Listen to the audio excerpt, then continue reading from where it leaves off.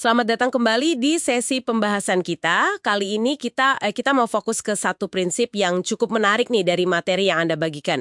Prinsip 28 ya, tentang membersihkan kekacauan dan hal-hal yang ya belum tuntas. Pernah nggak sih Anda ngerasa kayak ada yang ganjel gitu karena tumpukan tugas atau barang atau janji yang belum kelar? Nah, sumber ini punya pandangan menarik kenapa membereskannya itu penting banget buat energi dan kemajuan kita. Mari kita gali lebih dalam yuk. Iya, benar sekali. Intinya tuh gimana kita memahami bahwa ketidakselesaian, apapun bentuknya ya, bisa barang numpuk, email belum dibalas, atau percakapan penting yang kita tunda terus, itu semua diam-diam nyedot energi mental kita loh. Jadi ini bukan cuma soal rapi atau nggak rapi aja sih sebetulnya. Tapi lebih ke gimana kita membebaskan kapasitas mental kita buat hal yang beneran penting saat ini dan ya buat ke depan juga. Oke, sumber ini juga bilang kan, kita nggak bisa sepenuhnya hadir di masa kini kalau masih nyangkut sama masa lalu yang belum beres. Kedengerannya sih masuk akal ya, tapi kok bisa ya dampaknya sekuat itu? Maksudnya apa cuma karena ganggu pemandangan aja? Atau ada mekanisme, mekanisme lain gitu di baliknya? Ada mekanisme kunci. Namanya itu unit perhatian. Coba bayangin aja kapasitas mental Anda itu kayak RAM di komputer lah. Kan terbatas tuh.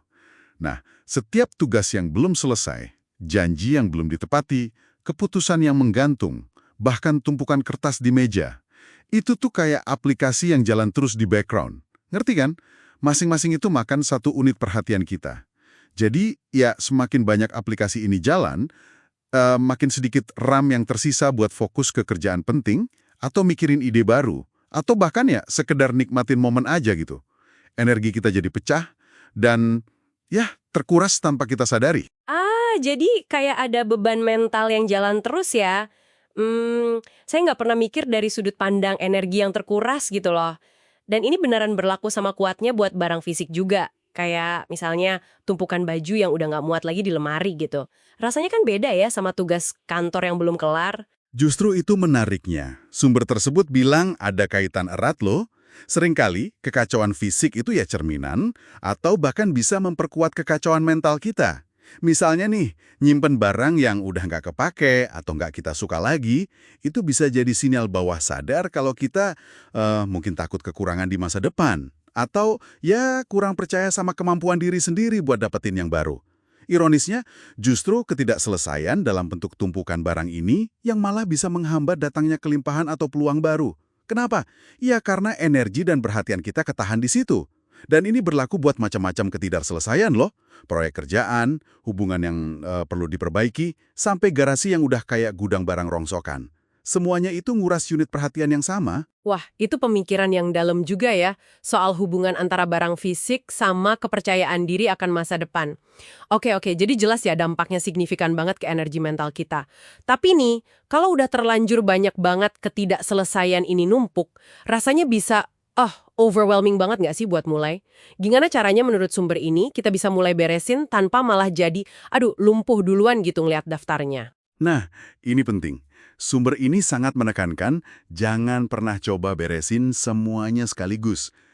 Wah, resep buat gagal atau nunda lagi biasanya. Kuncinya itu mulai bertahap dan, yang penting, konsisten.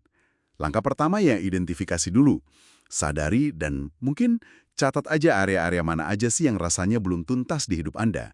Bisa tugas, komunikasi, komitmen, atau ya area fisik kayak kamar atau meja kerja. Nah, kalau udah punya daftar, jangan liatin semuanya barengan. Bikin pusing nanti. Pilih satu aja. Satu hal kecil buat diselesaikan. Mungkin satu tugas minggu ini, atau beresin satu laci aja bulan ini. Sumbernya juga nyebutin pentingnya nggak ragu minta bantuan loh kalau memang perlu. Bisa dari teman, keluarga, atau bahkan profesional, kayak penata barang profesional gitu, professional organizer. Orang yang ahli bantu nata dan sortir barang. Intinya itu mulai bertindak. Sekecil apapun itu, yang penting gerak untuk mutus siklus nunda itu dan mulai bebasin unit perhatian kita. Oke, jadi intinya adalah membebaskan unit perhatian kita ya. Dengan cara nyelesain satu persatu ketidakselesaian itu. Biar kita punya energi dan fokus penuh buat apa yang penting sekarang dan ya ke depannya. Nah, dari semua obrolan kita ini, apa sih satu hal yang paling krusial, yang paling penting buat kita ingat? Hmm, Yang paling menarik buat saya sih, kesadaran bahwa setiap ketidakselesaian, sekecil apapun itu kelihatannya, itu punya biaya. Biaya energi mental, tumpukan majalah lama di pojokan, janji mau balas chat teman yang belum kesampaian, proyek sampingan yang aduh mandek di tengah jalan. Semua itu diam-diam nguras energi loh. Jadi langkah paling penting, ya pertama menyadari keberadaan mereka semua itu, terus bikin komitmen yang sadar buat mulai nyelesainnya, satu-satu aja, pelan-pelan. Ini tuh bukan sekedar bersih-bersih biasa, tapi bisa dibilang investasi energi lah, buat kejernihan pikiran kita, dan ya kapasitas kita buat ngejar tujuan di masa depan. Oke, jadi pertanyaannya sekarang buat Anda yang lagi denger ini. Coba deh renungkan sejenak. Area mana sih dalam hidup Anda yang paling kerasa belum tuntas saat ini? Mungkin tumpukan file digital di komputer? Atau sudut ruangan yang udah lama nggak disentuh?